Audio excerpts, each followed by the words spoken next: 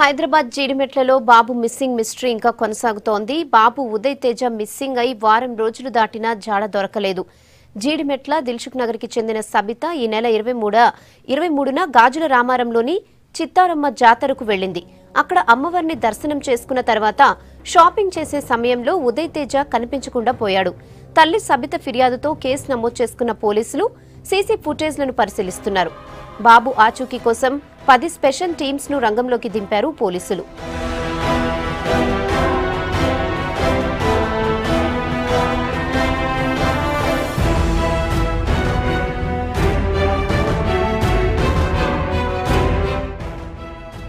జాతరకి 7కి వెళ్ళాము.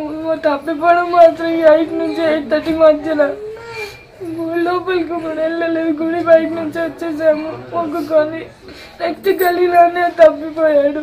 ఇద్దరిని కూర్చోబెట్టి మా అక్క కొడుకుని ఉదయని మా ఉదయం దొరకలేదు. మా అక్క కొడుకు ముందుగానే దొరికింది. దయచేసి ఎవరికన్నా దొరికితే తెచ్చి